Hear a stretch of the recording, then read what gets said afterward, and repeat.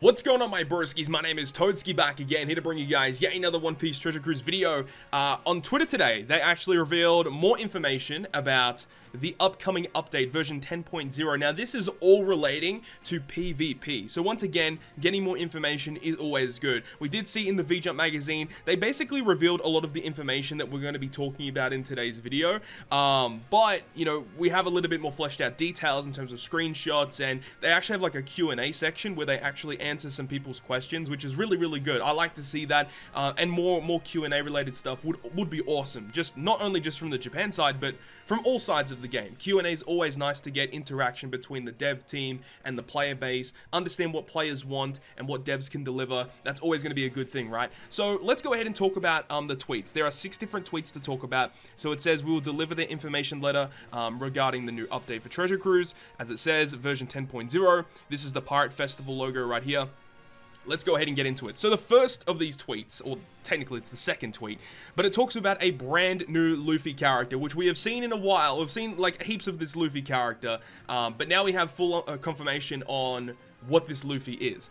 So of course, this first screenshot is regarding the super type. So there is the new ability where it's like a captain action. You can swipe downwards on the screen on the character, and if certain conditions are fulfilled, you will activate the super typing where you get the enhanced color affinity, because normally when, hypothetically, a strength character attacks a dex character, you get 2 times attack.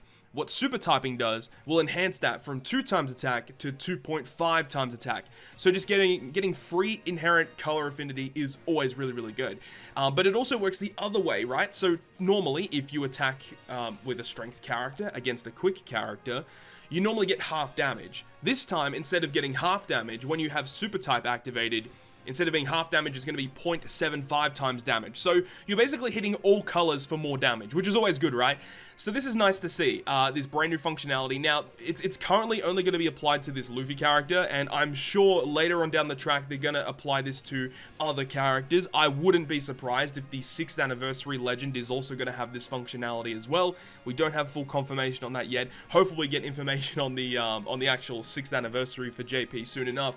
But then we go to the next screenshot, and this is the full artwork here. The Luffy artwork does look quite good, and it honestly looks like an unevolved legend artwork. That's what it really looks like. But we have confirmation that in order to receive this Luffy, you actually have to complete certain Chopper Man missions. Now, we do know that the rookie quests on JP have recently reset, or they're going to be recently reset, and this Luffy is going to be a reward for completing the rookie missions, is what it seems. So this Luffy you're going to get for free. He has the super typing. We don't know his other abilities yet, but we do know that he is going to be a character that is going to be, you know, probably usable in PvP, and is going to be one of the main units that people are going to be using in PvP.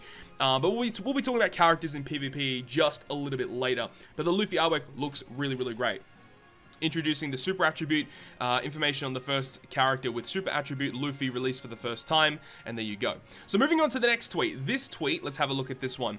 Introducing the new play Pirate Festival. For the first time, the character's type style unique to the Pirate Festival has been unveiled. Now, we do know about this styling. This is actually revealed in the VJump magazine, which we'll talk about in just a second.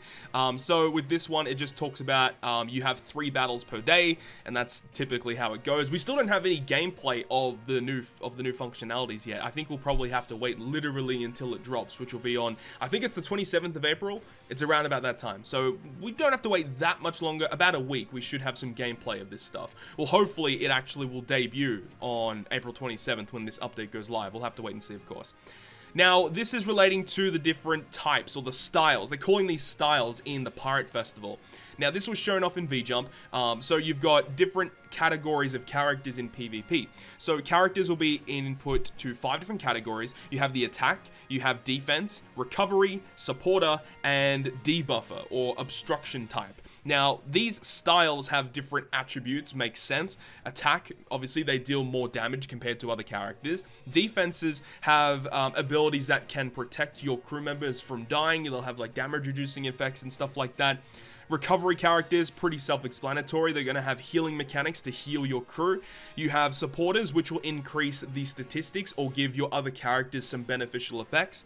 And then the obstruction type, quite simply, they're going to apply negative debuffs to the enemy side of the field, which again, it's pretty straightforward, but we don't know what their abilities are. We do have some very, very, very brief screenshots of this Luffy. He basically does damage, and that's what we know so far, but we haven't seen the actual effects of the other characters so far. But we do know that these characters here, like these new Straw Hats, like these are new characters that are coming to the game. We don't know how you receive each of these yet. We do know the Luffy's from Chopper Man, but we don't know how to receive the rest of the Straw Hats yet.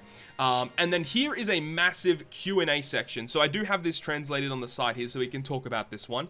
There are some screenshots there. It's nothing really too major. Basically, we'll talk about it. So the first question is, how is an opponent chosen in the Pirate Festival? Now, it's not like a matchmaking system where you click the button and then someone else clicks the button at the same time and it matches you up with another player. It doesn't work like that. The way that it's functioned is when you want to battle someone, it will automatically generate 3 separate players that are around your skill level. You can't really see it on the screenshot, but it shows the amount of wins and losses that another person has, and it shows I think it's their combat power or their overall points. I'm pretty sure it's their combat power of their crew. So you can see one crew has a really high combat power, one has a low combat power, and one has a medium amount of combat power.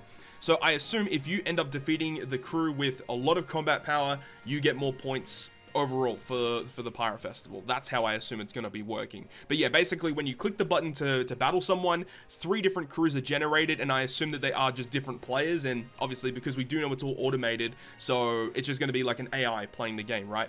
Now, the secondary question asks, do existing characters have abilities for Pirate Festival? Now, the answer that they say here is quite vague, but they say that it's going to be applied to some characters. So we do know that some characters are going to have abilities in the Pirate Festival. Now, we don't know if that means that, you know, all characters are usable, but only some characters have unique abilities in Pirate Festival, so I don't really know how that's going to be working.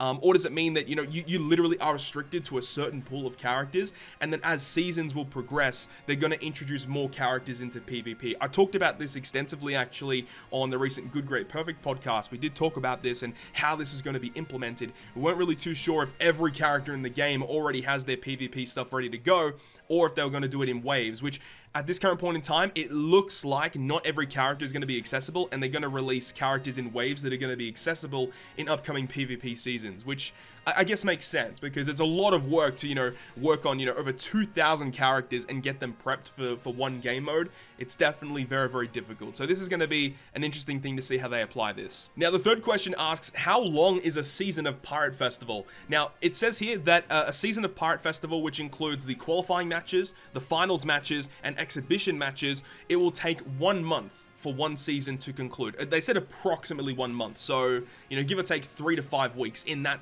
time frame, right?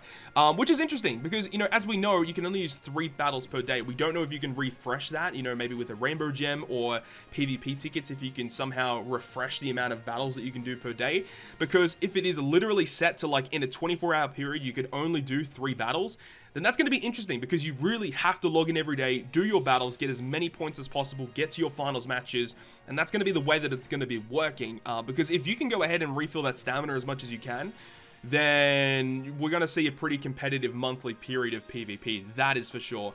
Because we do know that it now lasts for a whole month, I actually hope that you can't refill your stamina. 1 month is a pretty good amount of time, honestly. That is a really, really good amount of time to get into PvP. So the final question on the Q&A says, what is the difference between a finals match and an exhibition match? So before we get into the answer of this, we do know that there are qualifying matches, which I assume are just these regular 3-1s, and you could choose one of them, and then once you defeat one, either that'll be replaced or a new set of 3 teams are going to be generated to pick from.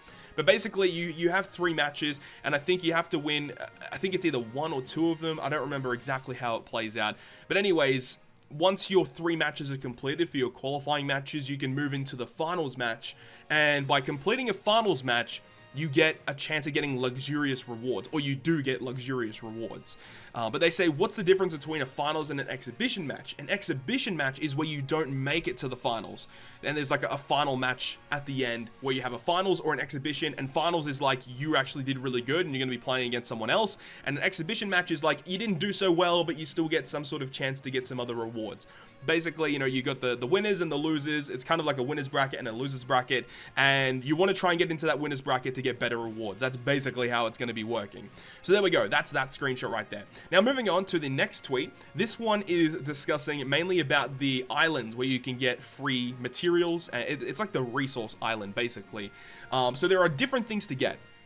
So there are certain categories of things that you can get access to on this island. So you have stuff that you'll receive over time. Now we don't know how much time has to progress before you can receive these items, but we do know it's a progressive time thing. So whether it be like, you know, 36 hours, 48 hours, we don't really know, but you can receive rainbow gems, berries, training points, and stamina recovery. That's this first one right here. So that's going to be receiving over time. And as I said, we don't really know how much time has to progress. Then you've got the once per day stuff. So every single day you can receive evolution items and guiding stones, like stuff for limit break, which might include tablets as well, maybe training drinks as well. That's what I assume. And you can receive those once per day. And then you have continuous effects. So effects that can literally can change your account in certain characters. Because you have a stamina boost, you can receive up to 60 stamina. I think that's the max that you can receive. So that's really not that much. Like, that's basically one Colosseum clear.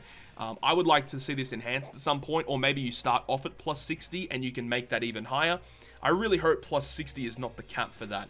But then it talks about cotton candies. Now, this actually came out yesterday, but there is a massive change coming to cotton candies in the game, where you can actually give each character more cotton candy usage, basically. So as we know right now, you can only feed 200 cotton candy to a character. Plus 100 in 2 separate stats is the max that you can go. So what this is saying is that you can actually enhance the effects of cotton candy that will basically double their effectiveness. So a character typically, you know, if you give them 100 cotton candy, with this type of resource island, you could make them go to plus 200 cotton candy in one stat, which is a big deal. Like, characters are going to get so strong and so tanky, and they're going to be able to heal a lot more with this brand new update. Now, this actually is discussed a little further with this feature, where they're going to make it where you can feed a character plus 100 cotton candy in every single stat.